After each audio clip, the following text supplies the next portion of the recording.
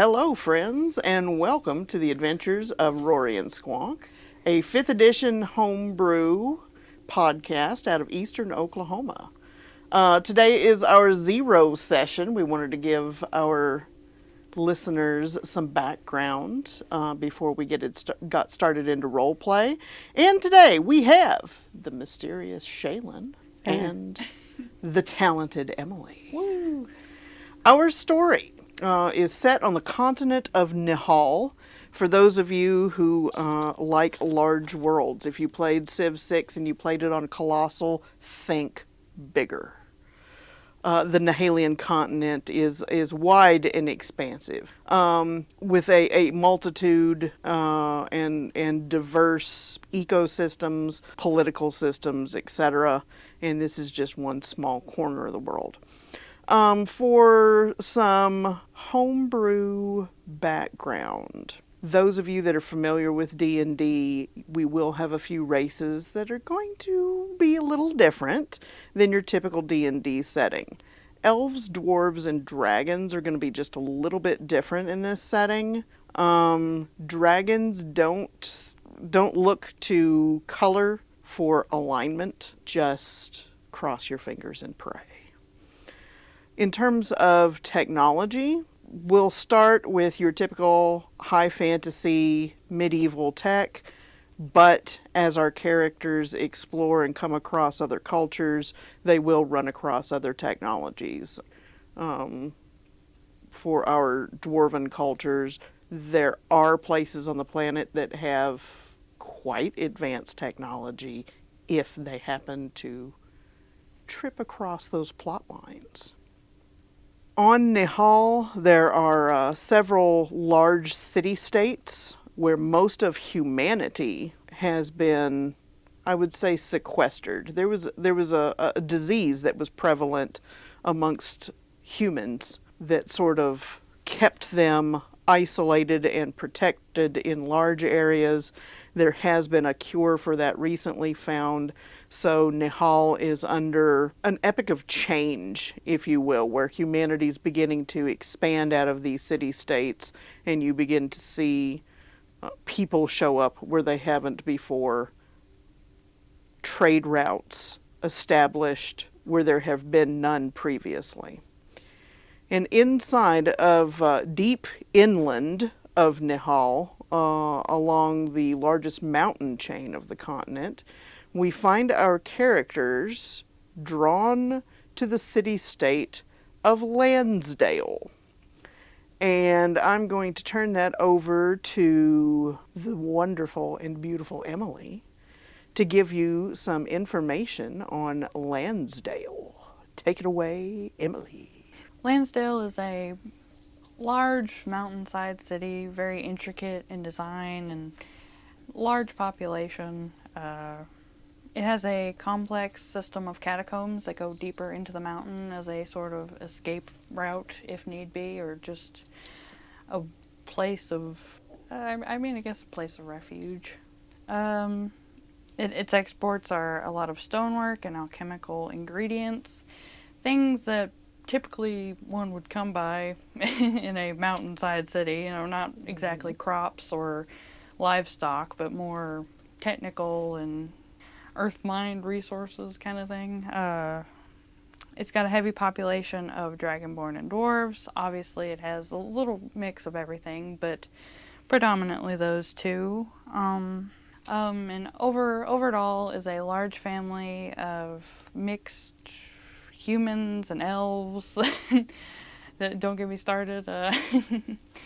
And I guess with that, I will hand it off to you, Shaylin. Yeah. Speaking of the political structure of Lansdale. Okay, so some tomfoolery may have happened. Some tomfoolery. Some, possibly. Lansdale currently is without an heir due to the fact that the last heir that they had found may or may not have met a horrific end at the hands of a harpy. At the hands of... I wonder who was controlling. Harpy. Yeah. Yeah. I know it's a mystery on who was controlling that harpy. We don't know what hand guided the actions.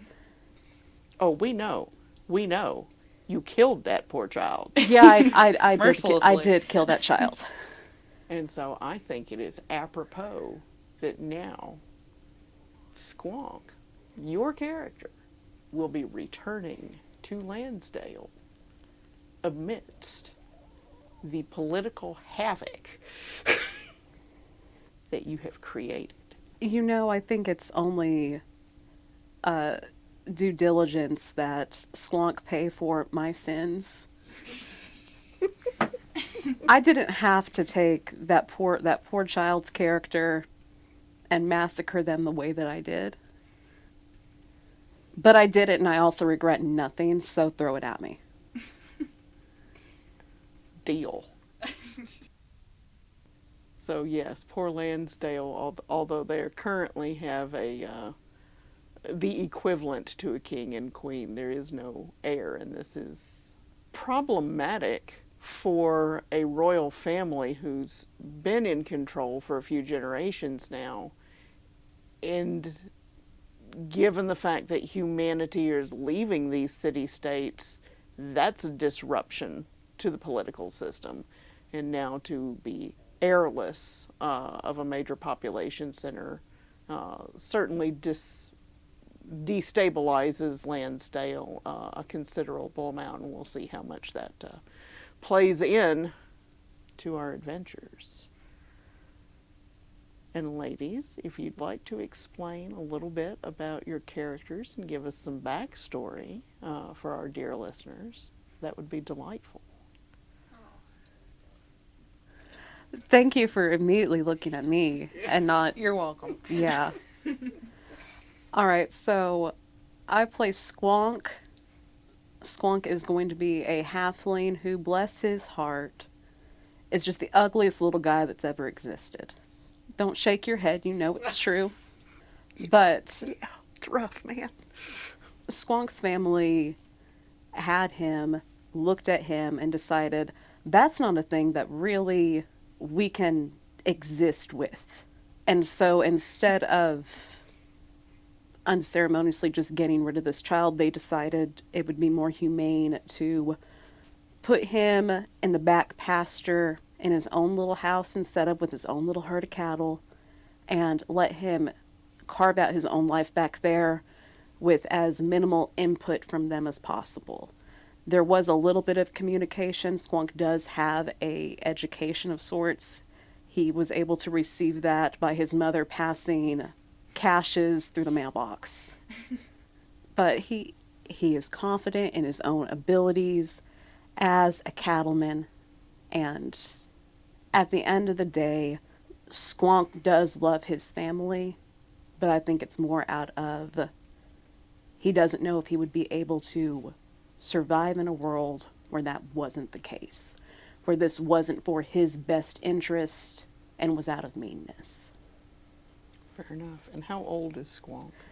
Squonk, in his little halfling years, is going to be in his early to mid-30s. All right. And Emily, could you tell us a little bit about Rory? Rory is a doll. He's an 11-year-old Harangon rogue, and he's just doing his best, you know? Essentially what happened is one day he went out with his family into the woods, got separated from them, and is on a quest to find them. Oh, again, he's just doing the best he can.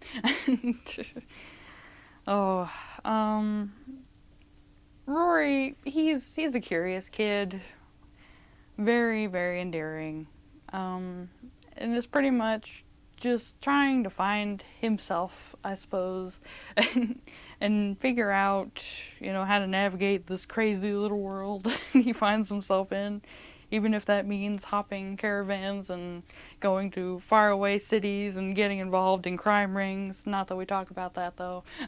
Not anymore. No. Yeah, not anymore. But yeah. Oh yeah, and he also has a charisma of 20, which I am very proud of. It's a great character. I think It's we're that gonna have a 12-year-old lot of Riz fun. that you got Yeah. up there. Oh, That adorable, innocent, big-eyed. pretty much. He could get away with murder. Not that he would, maybe, No, but you know. never. Yeah. Okay.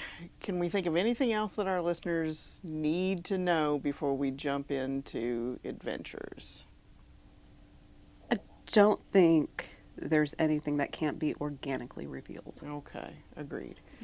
Okay, well, in order for our massive fan base to get to know us even better, we've agreed to add 30 seconds each of a passion or an interest of our own. And the tyrannical Shaylin will start with 30 seconds of hockey news. Well, here's the thing. There's not a lot of hockey news going on at the current moment because we are still in the postseason, waiting for the preseason. And so the only real news that I have is that we are 1 month away from opening games, which I'm excited about. Long may he reign. All right, we're going to hand that over to Emily, who works at the local small town thrift store. And the stories that come out of this store, y'all, I don't even know. What's this week's story, Emily? What's happened down at the thrift shop? Don't get me started. I think the most entertaining thing that has happened in the recent weeks, it's actually been pretty quiet, which I'm incredibly thankful for, don't get me wrong. But I did have a gentleman come in, older guy. He's sweet, but you know, he's not the brightest, and Tell it how it really is. I know. Anyway, he came up whispering something at the desk and wanted a pop. He has come in before and usually carries one around as he looks, but he was mumbling something about, you know, money being tight, and I was Into the trying world, to, yeah, pretty much. cults. I would not be surprised one bit. Yeah. Asmodeus is coming. Right. Anyway, I put down the pop. He opens it up and walks out the door. Not a cent was given, and you know, that made me feel great. I don't know what to say to that. Yeah. That's pretty bold. Definitely. That was a good day. I think every day there is a great day. Living the dream. Look, definitely. they say that you have to be the change that you wish to see in the world, and he envisioned no change being exchanged for that interaction. He envisioned free soda Yeah. for all mankind. A whole $1. And this economy? I know, right? But yeah, there you All go. right. Well, then I'm going to add 30 seconds of permaculture news. I am converting an acre and a half in the middle of nowhere to a permaculture food forest, and we are waiting for temperatures to fall, and we should get rain tonight, fingers crossed. And the biggest project has to do with composting rabbit manure. Heck yeah. Right. There you go. Rory would be proud, keeping the poop in the loop. And That's a side gig. there you go. Just poop in a bag and sell it to people. You know, folks like me will come and buy it. There you go. And we're hoping to get baby dwarf everbearing mulberry trees planted in the next couple of days. So there you have my boring plant. Nice. You said baby dwarf, and at first I thought I was about to, for the first time here, you were going to get baby goats. No. They will eat the mulberry plants. That's fair. That is Yeah. fair. Okay, well, that is it from the world of Nihal and from our worlds. Until next time, be good to each other, and we'll see you soon.